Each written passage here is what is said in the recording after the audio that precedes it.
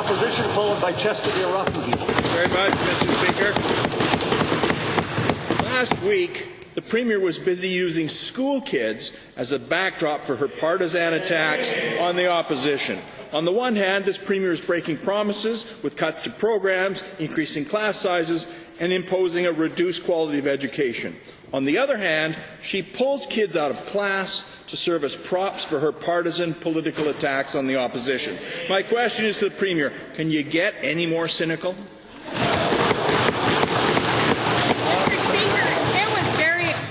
Last week to be able to travel this province with our Minister of Education, our Minister of Infrastructure, and Mr. Speaker, keep a promise that we made during the elections, which was to build 50 new schools. And Mr. Speaker, there is nothing wrong with ensuring that we remind people that last year they had a choice, Mr. Speaker, and they chose to build schools, and they chose to create 18,000 new spaces for children, and they chose to have high-quality education, and that's a promise we kept, Mr. Speaker.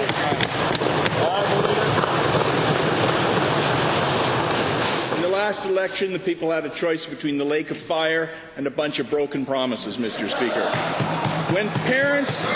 When parents and teachers agreed to allow their kids to participate in the Premier's news conference, did they know that they were agreeing to their kids serving as a backdrop to a Tory campaign event complete with cheap attacks on other political parties? Mr. Speaker, the wonderful thing about some of the work that we were able to do last week in announcing those schools, that there were lots of parents and community leaders there, Mr. Speaker, and what they knew is that they were coming to announcements to build new schools, to modernize schools, to create new spaces, and to make sure that our kids could excel to the best of their ability, Mr. Speaker. There is no doubt that Albertans and parents understand that we made a commitment to Albertans, and we're going to keep it, Mr. Speaker.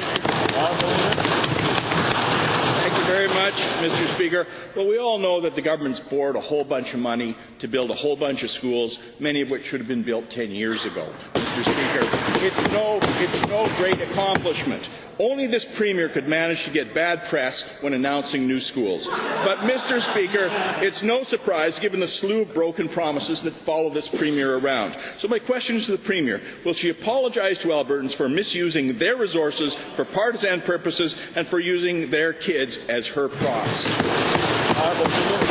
Mr. Speaker, as I understand it, we all get to work on behalf of the people of Alberta. We all get to make promises, and some of us, fortunately, get elected to actually deliver on our promises, Mr. Speaker.